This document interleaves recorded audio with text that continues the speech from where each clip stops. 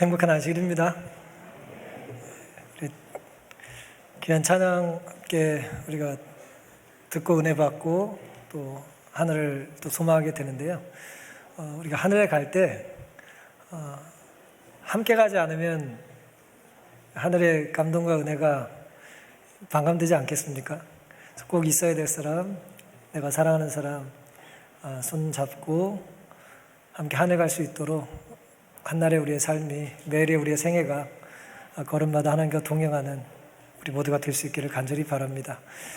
우리 마지막 주는 매달 마지막 안식일은 우리 함께 아이들과 함께 예배를 드리는데요. 생기가 있고 또 활기가 넘치는 것 같습니다. 그런 생각이 드시나요?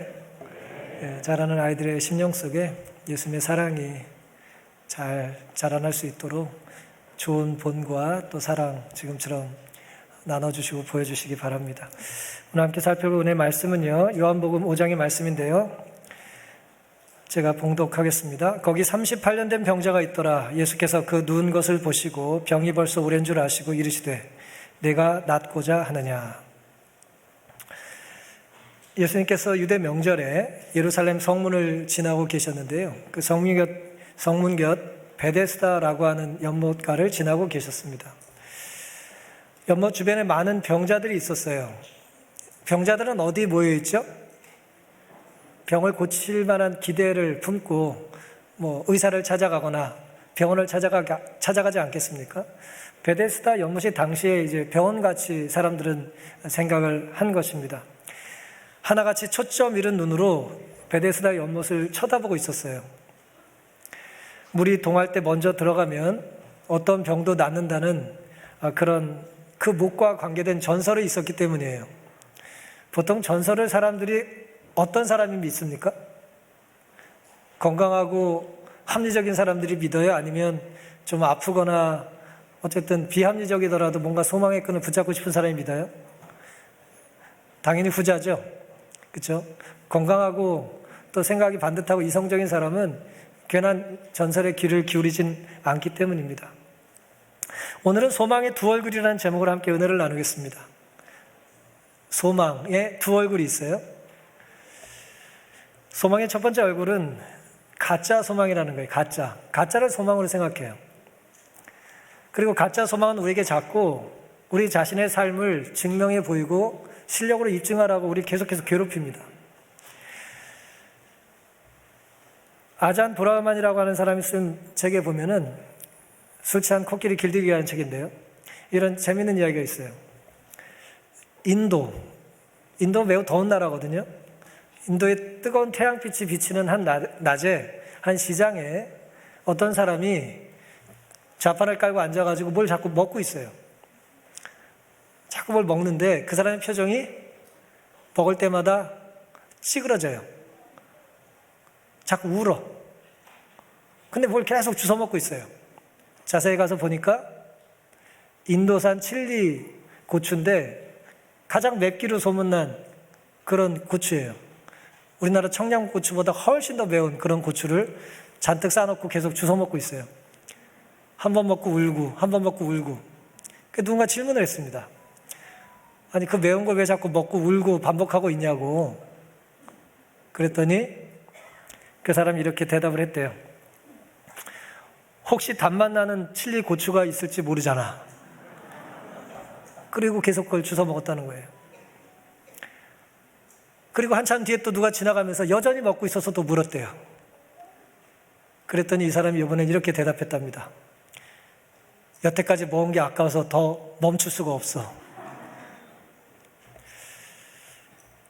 시아오라고 하는 대만의 심리학자가 애쓰지 않으려고 애쓰고 있어요라는 책을 한 권 썼는데 그 책에 이런 이야기가 나옵니다. 가정폭력에 시달리는 한 아내가 상담자를 찾아와요. 남편이 맨날 때리고 얼굴에 막 그냥 멍이 들고 괴로움을 당하는 이 아내에게 전문가가 질문을 합니다. 상담해주는 사람이 왜 가만히 맞고 있습니까? 왜 도망가거나 경찰에 신고하거나 혼자 살지 않죠? 그랬더니 여자가 이렇게 대답을 했어요. 남편이 때리기는 해도 좀 가라앉으면 사과하고 다시는 안 그러겠다고 약속하고 그런 날은 평소보다 더 따뜻하게 해준다는 거예요. 그래서 번번이 여자는 이렇게 생각한다는 거예요. 이게 마지막이야. 저 사람은 꼭 달라질 거야. 이게 다 가짜 소망이에요. 세상에 가짜 소망이 많습니다. 단맛 나는 고추는 없어요? 물론 폭력적인 남편이 변하는 경우도 있죠. 그거는 그 사람을 기다려줬기 때문에 변한 것이 아니라 그 사람을 변화시켜 주시는 예수님을 그가 만났기 때문이에요. 근데 우리는 어리석게도 엉뚱하게 거짓 소망을 붙잡고 기다리고 기대하며 살 때가 많은 것입니다. 어느 연못이 먼저 들어가는 사람만 살려줄 수 있냐 말이에요. 어느 천사가 물이 동할 때 먼저 들어가는 사람만 고쳐주냔 말이에요. 이게 가짜예요, 진짜예요? 이건 가짜예요. 이건 진짜가 아닙니다. 이건 어리석은 전설입니다. 연봉 5장 2절에는 예루살렘에 있는 양문 곁에 히브리 말로 베데스다라고 하는 못이 있는데 거기 행각 5이 있고 5개의 기둥이 있고 햇빛을 가리는 거죠. 그 안에 많은 병자, 소경, 절뚝발이, 혈기 마른 자들이 누워 물의 동함을 기다리니 이는 천사가 가끔 못에 내려와 물을 동하게 하는데 동함 후에 먼저 들어가는 자는 어떤 병에 걸렸든지 낫게 되미로라. 이런 걸 기대할 수는 있지만 이 기대는 헛된 거예요. 왜요? 이런 천사는 있다 없다? 이런 천사는 없어요. 천사는 하나님의 심부름꾼인데 심부름꾼은 주인을 나타내는 사람이잖아요. 그렇죠? 하나님이 이런 분이에요. 1등하는 사람만 고쳐주고 먼저 들어간 사람만 뭐 다 차지하게 해줘요? 승자 독식이에요? 아니죠. 그러니 가짜예요. 선착순대로 고쳐주는 그런 천사는 없어요. 왜냐하면 하나님이 그런 분이 아니기 때문이죠. 수백 명의 환자들이 그곳을 방문했으나 물이 요동할 때에는 무리가 너무 많아서 자신들보다 약한 남자, 여자, 아이들을 발로 짓밟으면서 서로 앞을 다퉈 밀려 들어갔다. 많은 사람들이 그 못 가까이에 갈 수도 없었다. 못 가까이에 이르기에 성공한 많은 사람들이 그 못 바로 옆에서 죽었다. 그랬어요. 살겠다고 갔는데 결국 죽었다는 거예요. 먼저 도달하긴 했지만 구원받지 못했다는 것입니다. 하나님은 우리에게 구원을 베푸실 때 적자 생존, 약육강식, 경쟁 우위, 정복자의 야망 같은 것을 성취하라고 우리를 몰고 가시는 분이 아니에요. 저도 중학교 때 처음 영어 공부하면서 뭐 젊은이여 야망을 가져라 뭐 그런 얘기 외우고 그랬거든요. 그렇게 구원을 받는 게 아닙니다. 하늘이라는 곳은 이 땅을 정복한 사람이 알렉산더 같은 정복자가 정복할 때가 이 땅엔 더 이상 없기 때문에 정복하려고 가는 그런 것이 아니에요. 또 다른 정복지가 아닙니다. 구원은 수단과 방법을 가리지 않고 무조건 이기기만 하면 되는 비열한 전쟁이 아니에요. 우리는 창조주 하나님을 믿으면서도 현실에서는 이 진화론적인 사고를 갖고 살 때가 많은 것 같아요. 약한 자는 먹힌다. 빨라야 산다. 그것에 꼭 적합한 삶을 살 실력을 갖춰라. 적자 생존이잖아요. 거기에 적합한 기능을 갖추고 능력을 갖추고 너의 실력을 입증하지 않으면 살 수 없다는 것이죠. 다 창조주 하나님의 사관이 아니라 관점이 아니고 하나님이 없는 진화론적인 사고예요. 하지만 하나님은 우리를 혼자라도 살라고 하시는 분이 아니라 더불어 함께 살라고 말씀하시는 분이에요. 하나님의 방식만이 진리이고 하나님만이 우리에게 생명을 주실 수 있습니다. 거기에는 날마다 고침을 받겠다는 헛된 소망을 안고 연못가에 기어와서 이 행각에서 밤을 새우는 사람들이 있었다 그랬어요. 밤을 어떤 마음으로 새울까요? 일찍 잠들면 죄책감이 드는 거예요. 늦잠 자면 죄책감이 드는 거예요. 내가 자는 이 시간에 경쟁자의 책장은 넘겨지고 있잖아요. 우리가 그런 세상에서 사는 거예요. 우리가 그런 세상에 아이들을 보내는 것입니다. 헛된 소망이에요. 아무리 간절하고 절실히 심각하게 수고해도 헛된 소망은 우리에게 구원을 주지 못합니다. 아무리 정성을 다해 쓴다 할지라도 오답을 정성스럽게 쓴다고 답으로 쳐주지 않아요. 아무리 흘려 써도 정답은 변하지 않습니다. 그게 정답이면 답이에요. 우리의 가짜 소망 속에는 또 기다림에 대한 이 기대치라는 게 있어요. 오래 마치 여태까지 기다렸는데 계속 기다리겠다는 것처럼. 이 사람이 5절 6절에 보면 38년 된 병자가 있다고 그랬어요. 38년 동안 이 사람이 기다린 거예요. 예수께서 그 누운 것을 보셨다고 그랬어요. 이 사람의 상태는 서 있지도 앉아 있지도 못하고 뭐에 있어요? 누워 있어야 될 사람이에요. 오래 기다려도 소용이 없어요. 잘못된 기다림이란 말이죠. 만약에 오래 기다려도 소용이 없다는 걸 38년 동안이나 경험하면서도 39년째 기다리는 것은 어리석은 것입니다. 잘못된 기다림은 계속하면 안 되고 멈춰야 되는 것이죠. 사무엘 베게트라고 하는 사람이 쓴 고도를 기다리며라는 책이 노벨상을 받았는데, 이 사람은 현대인들이 말이에요, 고도라고 하는 존재를 기다린다는 거예요. 와요, 안 와요? 안 와요. 고도가 누군지도 모르고 어제도 안 왔고 오늘도 안 오고 내일도 안 올 거예요. 계속 그냥 기다리는 거예요. 하지만 허망한 외침이 있는 것입니다. 고도는 내일 올 거야. 안 와요. 우리가 열심히 오래 기다린다고 해서 가짜가 진짜가 되는 건 아니에요. 가짜에 열심을 넣으면 진짜가 되는 게 아니에요. 무슨 연금술을 발휘할 수 있는 게 아니라는 것입니다. 아닌 건 아닌 거예요. 여럿이 아무리 오래 해도 구원이 없는 건 없는 것입니다.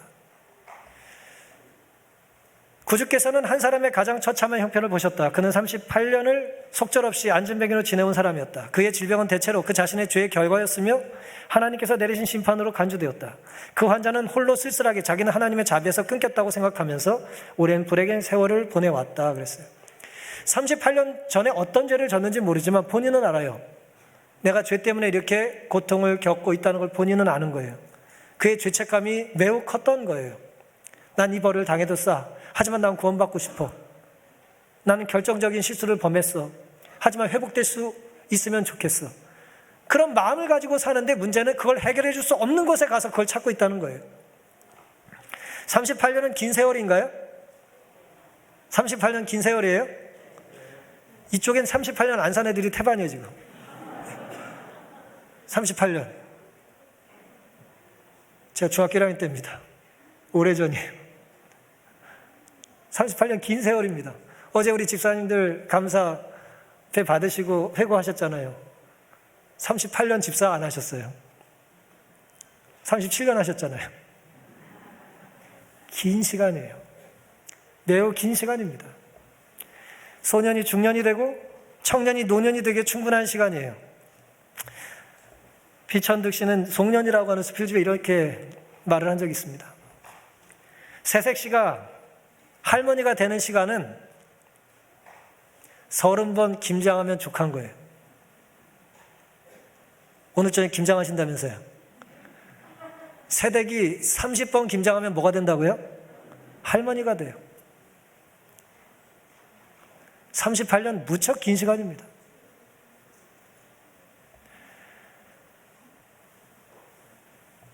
그 긴 세월 동안 그는 불행에 눌려서 일어나 걷지를 못했어요. 하지만 내일 혹시 내가 걸을 수 있을까? 내일 내가 1등 할 수 있을까? 내일은 나도 집에 돌아갈 수 있을까라는 그런 기대를 3년 8개월도 아니고 38년을 그렇게 산 것입니다.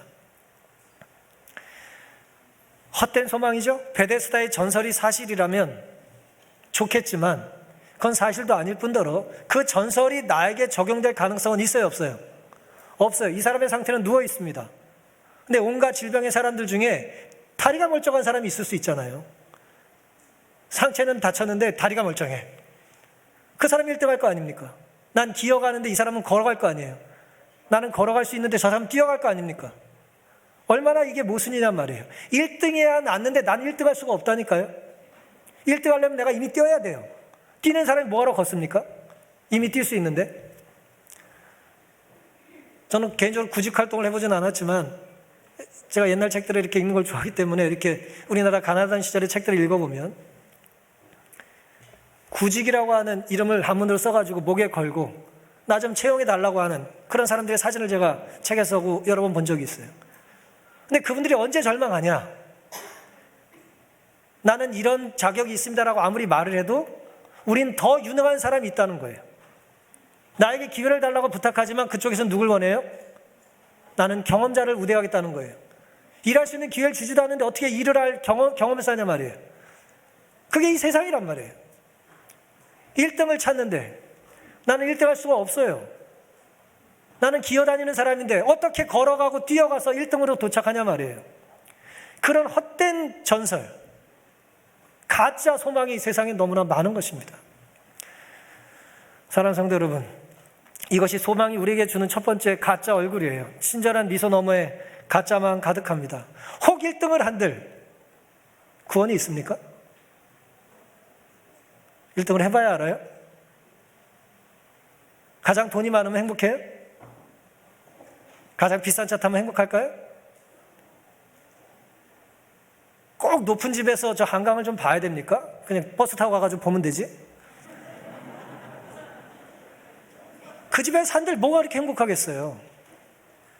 그런데 살 자격이 없고 능력이 없으니까 스스로 위로를 삼냐? 질문하셔도 할 말은 없습니다만은 한번 생각을 해보세요. 그걸 꼭 해봐야 됩니까? 그걸 누리기 위해서 내가 가짜 소망에 내 모든 걸 던져봐야 알아요? 내 젊음을 그렇게 쓸만한 가치가 있습니까? 앉아서 조금만 생각하면 알 일을 우리는 생각을 하지 않기 때문에 모두가 함께 그쪽으로 가는 거예요. 수많은 사람들이 가짜 전설에 속아서 거기서 기다리고 싸우고 눈물 흘리고 죽어가는 거예요. 안타까운 일입니다. 세상은 이렇게 말해요. 1등과 합격, 정상에 올라 마음껏 누리며 살라고, 삶의 공간을 확장하면 확장할수록 행복해질 거라고 말해요. 그렇습니까? 여러분들이 지금 이전보다 더 넓은 공간에 살고 계시니까 이전보다 넓은 공간만큼 행복해지셨어요? 그렇지 않아요.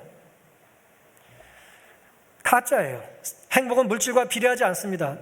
행복은 내 삶 속에 예수 그리스도만큼만 크기를 차지하는 거예요. 내 행복은 그리스도만큼이에요. 내 안에 그리스도만큼. 내가 그리스도를 사랑하는 만큼 난 행복한 거예요. 내가 하나님께 순종한 만큼 난 행복한 거예요. 근데 그 예수님으로 채워야 될 자리를, 성령으로 채워야 될 자리를 예수님과 성령으로 채우지 않고 다른 것으로 채우려니 자꾸 큰 걸 찾는 거예요. 자꾸 좋은 걸 찾는 거예요. 채워지지 않습니다.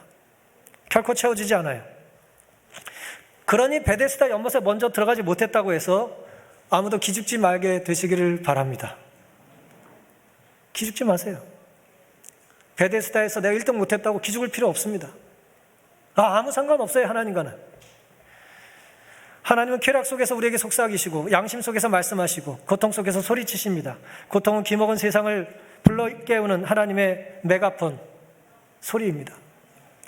제가 루이스의 이 말을 참 좋아하는데요. 따라서 고통 때문에 가짜에 속으면 안 됩니다. 내가 너무 힘들기 때문에 더 가짜를 붙잡으면 안 돼요. 너무 힘들기 때문에 우리는 뭘 놔야 돼요? 지금이야말로 가짜를 놔야 되는 거예요. 이게 나에게 구원을 줄 수 없다는 걸 우리는 고통 속에서 경험해야 돼요. 근데 우리는 힘들면 힘들수록 더 붙잡으려고 그래요. 가짜를. 그래서 베데스다 연못가에서 죽어가는 거예요. 계속.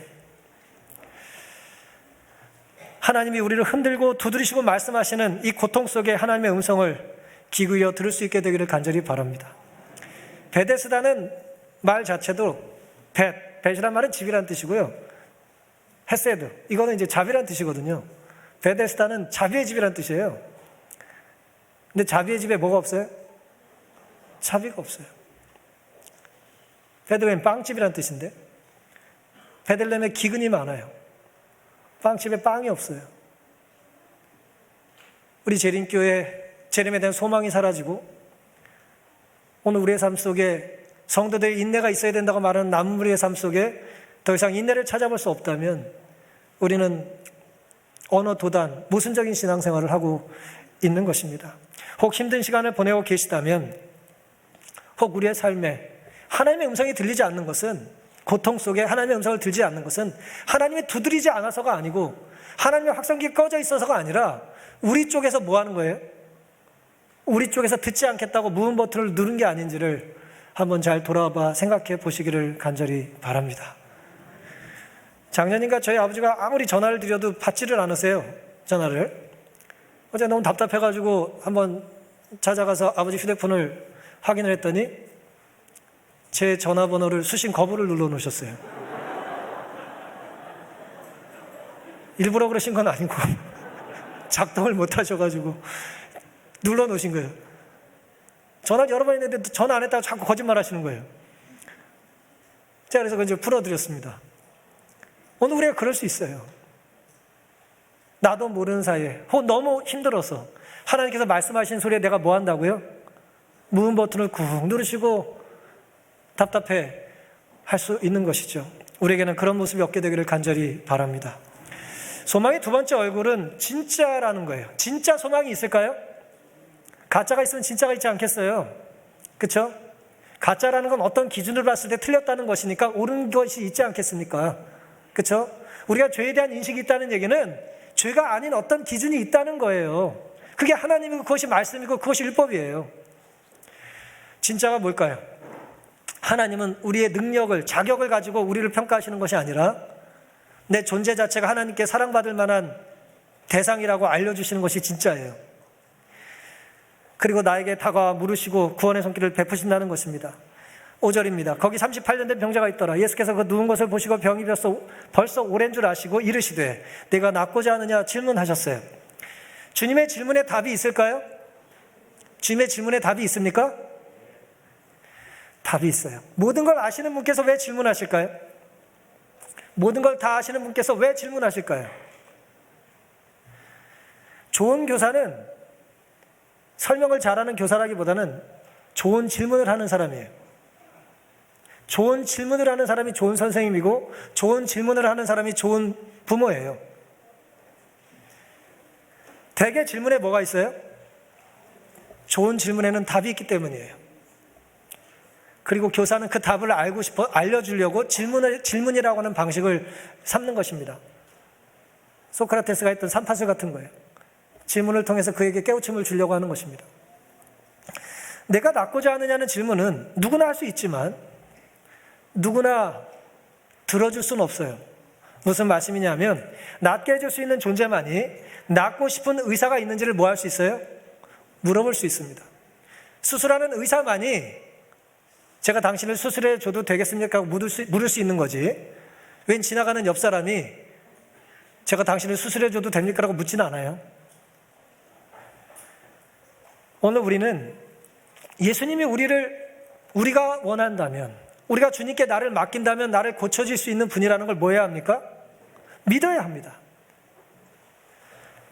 그런데 우리는 때로 38년이라는 너무나 긴 시간 때문에 예수님도 10년 이상은 좀 힘드셔.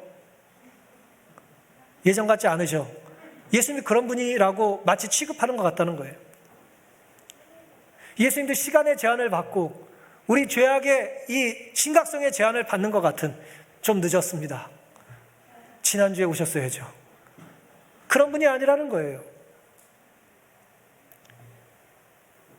그런데 우리는 그럼에도 불구하고 이론적으로는 예수님이 모든 걸 해줄 수 있다는 걸 믿으면서도 이렇게 생각하는 거예요. 남들은 몰라도, 이 사람은 몰라도 나는 힘들 거야. 저 집은 몰라도 우리 집은 힘들 거야. 예루살렘 교회는 몰라도 이 교회는 힘들어. 종교개혁시대에 수많은 개혁교회, 개신교회 역사를 보면서도, 혹은 재림교회 초창기의 교회를 우리는 역사를 통해서 잘 알면서도 21세기에 우리 교회는 힘들 거야라는 생각을 나도 모르게 한다는 거예요. 1세기 갈릴리에서는 그것이 가능할지 모르지만 21세기에 우리 교회에서 이것이 가능하겠냐는 거예요. 하나님께서 홍해를 가르시고 광야 40년의 이스라엘 백성들을 구원해 주셨다는 걸 믿어요. 만나를 통해서 그들을 구원해 주셨다는 걸 믿습니다. 하지만 오늘 우리의 삶의 광야 속에 아이들이 방황하고 우리의 가정 경제가 파탄나고 우리의 부부 사이와 형제 사이에 균열이 생겼을 때는 하나님이 개입해 구원해 줄 수 있다는 능력의 여지를 인정하지 않는 거예요. 내 문제는 해결이 안 된다고 생각하는 거예요. 이건 너무 심각한 거예요. 과연 그럴까요? 우리에게 낫고자 하는 의지가 부족한 건 아닙니까? 오늘 우리의 문제가 무엇이든지, 우리 상처가 아무리 크든지 하나님께서는 모든 것을 하실 수 있고 온전히 나를 구원해 주실 수 있다는 것을 오늘도 믿고 살게 되시기를 간절히 바랍니다. 물론 우리를 계속해서 괴롭히는 존재가 있어요. 그게 누구냐면 사람이에요. 사람. 7절에 보시면 병자가 대답하되 주여 물이 동할 때 나를 못에 넣어줄 사람이 없어. 내가 가는 동안 다른 사람이 먼저 내려간다 그랬어요. 두 종류의 사람을 얘기하죠. 한 종류는 뭐예요? 나를 도와주는 사람이 없다. 또 하나는 뭐예요? 내 앞을 가로막는 사람이 많다. 도움되는 인간은 없고 어떻게 하나도 도움 안 되는 사람만 나한테 오냐. 그렇죠? 여러분 주로 전화를 받으실 때 여러분을 도와주겠다는 전화가 오세요? 아니면 뭐 좀 도와달라는 사람 전화를 많이 받으세요? 제가 어떤 전화를 많이 받을까요? 여러분 어떤 전화를 많이 받으세요? 학교에서, 병원에서, 혹은 일터에서 여러분 당신 너무 수고하시니까 너무 감사합니다. 내가 선물 드리겠습니다라는 그런 전화가 많이 와요? 막 민원이 폭발쳐요? 막 그냥 당신을 사랑한다고? 우리는 다 불평과 불만과 어려움을 토로하는 것들을 감수하며 살아요. 어른이라면 그런 거예요. 직장 생활은 그런 것입니다. 여러분의 아버님과 어머님은 그렇게 견디시면서 현역 생활을 하고 계신 거예요. 사람이 문제예요. 사람 탓할 만도 해요. 저 사람만 있었다면, 혹은 저 사람만 없었다면 내 인생이 어떻게 바뀌었을 텐데라는 기대를 왜 안 합니까? 우리가 하죠. 하지만 이것은 마치 연못이 나를 구원해 줄 수 없다는 것과 똑같은 것의 연장선이에요. 연못은 나를 구원해 줄 수 없습니다. 1등에도 구원이 없어요. 마찬가지로 사람이 주는 구원을 가지고는 하늘까지 갈 수는 없어요. 사람이 필요하고 우리도 선한 사람이 되어야 하는 건 맞지만 우리가 사람을 의지할 수는 없는 거죠. 나를 못에 넣어줄 사람이 없다. 다른 사람이 내 앞을 가로막는다. 구원은 사람이 주는 것이 아닙니다. 구원은 연못을 만드신 하나님께서 주시는 것이고 그 사람을 내 옆에 두신 하나님만이 주실 수 있는 거예요. 그러니 하나님을 놓치고 물질을 의지하거나 하나님을 놓치고 사람을 의지하는 그런 어리석음을 범치 않게 되시기를 간절히 바랍니다. 주님의 명령에는 이 진짜 소망, 참 소망에는 주님의 명령이 담겨져 있죠. 주님의 질문이 담겨져 있죠. 그리고 주님의 질문과 대답, 명령에는 대답이 있어요. 답이 있습니다. 8절 9절입니다. 예수께서 가라사대 일어나 네 자리를 들고 걸어가라 하시니 그 사람이 그 자리를 곧 나와서 자리를 들고 걸어가니라. 이날은 안식일이니라. 그 사람의 믿음은 그 말씀을 굳게 붙잡았다 그랬어요. 모든 신경과 근육과 새로운 생명이 전율했고 절던 그의 다리는 건강하게 움직였다 그랬어요. 그가 의심하지 않고 그리스도의 명령에 순종하기로 자기 뜻을 정하자 그의 모든 근육이 그의 의지에 응답했다고 선지자는 기록을 하십니다. 주님의 명령은 그 명령에 순종하면 뭐 한다는 거예요? 살 수 있다고 하는 약속이 항상 같이 담겨 있어요. 주님의 명령은 뭐가 있다고요? 약속이 있습니다. 명령에 순종하면 명령하신 분의 선한 약속이 그 안에 담겨져 있는 거예요. 패키지 상품 같은 거예요. 같이 가는 것입니다. 주님의 말씀을 믿고 순종하면서 주님 명령과 약속의 주인공이 되어보지 않으시겠습니까?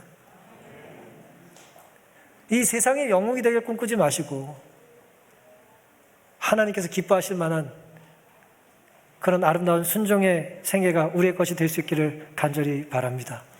주님은 우리의 상황보다 크십니다. 주님은 우리의 문제보다 더 크신 분이에요. 주님은 모든 것에 답이 되세요. 혹 오래된 죄의 질병이나 남모르는 중독으로 고통을 겪고 계신 분이 계십니까? 그 자리를 들고 일어서시기를 바랍니다. 과감하게 걸어보시기를 바랍니다. 과감하게 주님 말씀에 순종하는 편을 택해 보시기를 바랍니다.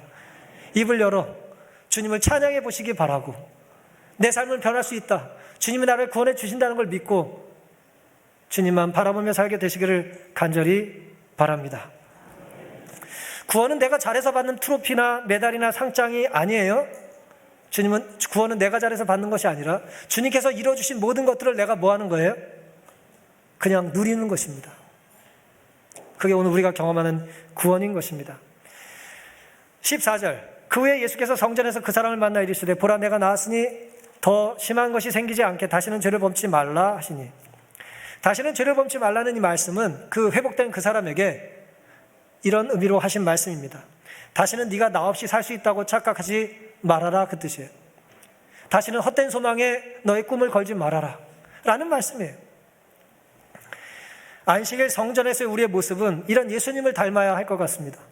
먼저 다가가고 관심을 보이고 질문하고 그 질문을 내가 제시하면서 그의 삶에 답이 되어주는 그런 예수 그리스도를 소개하는 그런 삶이 우리에게 있게 되기를 간절히 바랍니다. 그대가 완쾌됐다고 느껴질 때마다 기다리지 말라. 느껴질 때까지 기다리지 말라. 그의 말씀을 믿어라. 그리하면 그 말씀이 이루어질 것이다. 그대의 의지를 그리스도의 편에 두라. 그를 섬기고자 뜻을 세우고 그 말씀에 의지하여 행동할 때 그대는 힘을 얻을 것이다. 오랜 방종을 통해 영육을 속박한 악한 행습, 강력한 정욕일지라도 그리스도께서는 능히 거기에서 구출하실 수 있으며 또한 구출하시기를 원하신다. 예수께서는 죄로 죽었던 영혼에게 생명을 나눠주실 것이다. 그는 연약한 불행과 죄의 사슬에 매인 포로들을 해방시켜 주실 것이다. 이 모든 죄목 안에 우리의 죄가 들어가지 않아요? 회복시켜 주신다는 약속을 믿으십니까? 회복시킬 능력이 있으시다는 걸 믿으십니까? 그런 믿음이 오늘 우리에게 있어서 예수 그리스도의 약속의 주인공으로 되는 특권을 누리게 되시기를 간절히 바랍니다. 주님의 명령이 해답이에요.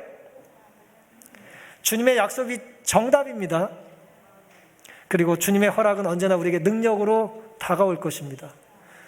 오늘 우리의 삶에 이런 예수 그리스도의 모습과 약속과 호소가 우리 새롭게 이 베데스다 연못에서 방황하는 우리의 삶에 다시 한번 구원의 역사를 경험하는 하늘의 선물이 될 수 있기를 간절히 바랍니다. 신도 버린 사람들이라고 하는 나렌드라 자다부라고 하는 사람이 쓴 책이 있는데요. 번역이 원래는 이제 원제는 untouchables라고 하는 책이에요. 그러니까 불가촉 천민에 대한 이야기입니다. 인도에 카스트 제도의 제일 밑바닥에 사는 사람들이잖아요. 그 사람이 손을 대면 다 부정해진다고 믿는 더러운 사람이라고 인정을 받아요. 이 사람들은 해가 있을 때도 잘 돌아다니지 않고 보통 해가 지고 돌아다녀야 되고요. 혹시 해가 뜰 때는 그림자가 생기잖아요. 내 그림자가 닿으면 그게 다 부정해져요. 잔치집에 갔다가 내 그림자가 들어지면 그 음식을 다 버려요. 그런 존재로 태어난 사람이에요. 그런데 이 사람이 나중에 공부를 열심히 해가지고 부모가 아주 열심히 있었어요. 그래서 어떻게든 우리 아들 이 카스트의 굴레에서 벗어나게 하겠다고 열심히 살아가지고 미국에 유학도 갔다 오고 유명한 경제학자가 되고 인도 중앙은행 수석 보좌관도 되고 국제통화기금의 중앙은행 이디오피아나 아프가니스탄 같은 중앙은행의 자문관 역할도 하는 아주 뛰어난 유능한 사람이 됐어요. 그런데 그 사람이 이제 부모에 대한 이야기를 책에 이렇게 기록을 해놨습니다. 어느 날 그 하층민, 그 불가촉 청민, 그 부정한 사람으로 사는 이 두 부부가 열심히 정말 사는데 어느 날 남편이 심한 복통에 걸렸어요. 배를 앓고 막 죽으려고 그래 지금. 막 댕굴댕굴 굴어요. 뭐 약이나 있나요? 아무거나 이것저것 갖다 주고 뭐 이 사람 저 사람 용하다는 사람 데리고 가고 아무리 기도를 해도 날 기미가 보이지 않아요. 이제 남편이 죽을 것 같아요. 근데 동네 사는 어떤 분이 구슬 달린 검은 목걸이를 이제 남편에게 걸어주면 부적을 하나 붙이면서 그걸 걸어주면 난다는 거예요. 이 사실이에요? 가짜예요? 미신이죠, 미신. 그런데 이 부인이 그 소리를 듣고 남편한테 그걸 차마 부탁을 못해요. 왜냐하면 남편이 신분은 낮아도 굉장히 합리적이고 똑똑한 사람이기 때문에 그걸 받아들일 길이 없어요. 부인이 뭐라 그랬냐면 산을 옮기는 게 낫지 내 남편 마음은 못 움직인다. 절망을 했어요. 그런데 그래도 위자의 본전이라고 남편에게 가서 눈물로 이렇게 호소를 해요. 나는 당신을 살릴 수 있다면 뭐든지 할 겁니다. 나도 며칠 동안 물 한 모금도 못 마셨어요. 나 좀 도와주면 안 돼요? 당신을 살릴 수 있게 도와줄 수 없냐 말이에요. 이거 좀 제발 목에 한번 걸면 안 됩니까? 라고 애원을 해요. 21세기의 대한민국으로 이해하시면 안 되고요. 80년 예를 들어 전에 인도라고 생각하셔야 돼요. 나중에 이 부인이 아들이 유명해지고 나서 인터뷰를 할 때 뭐라 그런지 아세요? 당신의 남편은 좋은 사람입니까? 좋은 사람입니다. 뭐가 그렇게 좋습니까? 그랬더니 우리 남편은 한 번도 나를 때린 적이 없습니다. 그런 시대의 이야기인 거예요. 그 하늘 같은 남편에게 목에다가 이 검은색 목걸이를 걸면 당신 병 낫는다고 하니 이 사람이 그걸 듣겠냐 말이에요. 근데 뭐라고 말했다고요? 나 좀 도와주면 안 돼요? 당신을 살릴 수 있게 나 좀 도와주시면 안 됩니까? 라고 애원을 했다는 거예요. 그때 남편이 죽어가면서 이렇게 대답을 해요. 당신이 행복하다면 그렇게 해. 물론 죽진 않았어요. 그것 때문에 난 건 아니겠지만. 사랑하는 성도 여러분, 결국 이 아버지는 힌두교를 떠나요. 이 불평등을 조장하는 이 가짜신을 난 더 이상 믿지 않겠다 그러면서 이제 새롭게 불교로 개종을 해요. 인도 불교는 그래서 카스트를 부정하는 독특한 불교입니다. 우리 같은 불교가 아니고. 그런데 요즘은 그건 아니고요. 차별과 학대를 묵인하는 신에게서 이 사람이 이제 저항하는 거죠. 그리고 자식들을 제대로 키운 거예요. 참 아름다운 질문 아니에요? 나 좀 도와주면 안 돼요? 당신을 살릴 수 있게 나 좀 도와주면 안 돼요? 참 아름다운 질문이죠? 그리고 얼마나 아름다운 대답입니까? 당신이 행복하다면 그렇게 해. 사랑하는 성도 여러분, 가짜 소망도 이렇게 아름다워요. 진짜는 얼마나 더 아름답겠습니까? 진짜라면, 가짜 목걸이를 걸면 당신이 날 수 있다는 가짜도 이렇게 감동을 주는데, 우리가 예수 그리스도의 십자가를 받아들이고 우리 죄를 회개하면 주님께서 용서해 주신다는 이 진짜 소망은 우리에게 얼마나 큰 감동이 있겠냐 말이에요. 근데 가짜를 진짜처럼 설명하는데 우리는 진짜를 가짜처럼 설명한단 말이에요. 안타까운 일이죠. 예수님도 오늘 우리에게 여전히 말씀하세요. 내가 널 도울 수 있게 날 좀 도와주지 않겠니? 오늘 아침 기도력처럼 내가 네 마음 문을 두드리는데 문 좀 열어주지 않겠니? 내가 좀 들어가서 내가 너를 새롭게 빚어주길 원하는데 내가 들어가도록 허락해 주지 않겠니? 묻고 물으신다는 거예요. 그러니 상황 때문에, 사람 때문에, 상처 때문에 주님을 믿기를 포기하지 않게 되시기를 간절히 바랍니다. 낙심하고 몸부림치는 자들은 위를 쳐다보라. 구주께서는 자기의 피로 사신 자들을 굽어보시고 말할 수 없는 연민과 긍휼로 내가 낫고자 하느냐고 말씀하신다. 여러분, 낫기를 원하십니까? 저는 낫길 원해요. 어쨌든 이 기질을, 이 못난 이 본성을, 이 조급한, 이 이기적인, 이 경쟁 가득 찬 이 죄된 마음에서 저는 회복되기를 원합니다. 가짜 소망은 교회 밖에만 있는 게 아니에요. 교회 안에도 많습니다. 예수님을 놓치고 내가 저기 가면, 저거를 차지하면 라는 그런 가짜가 우리에게도 많이 있는 거예요. 위를 쳐다보며 살게 되시기를 간절히 바랍니다. 주님께 기회를 드릴 수 있게 되기를 간절히 바랍니다. 우리의 전 존재를 주님께 드림으로 주님께서 온전히 우리를 진짜 소망을 통하여 하늘로, 또 이 땅에 사는 동안 하나님의 은혜를 만끽하고 긍휼과 사랑을 마음껏 베풀며 살 수 있는 아름다운 교회, 멋진 성도로 살아갈 수 있는 그 하나님의 선물을 받아 누리며 살기를 다짐하고 또 손을 벌려 하나님을 맞아들일 수 있는 우리가 되기를 바라면서 오늘 말씀을 마치겠습니다.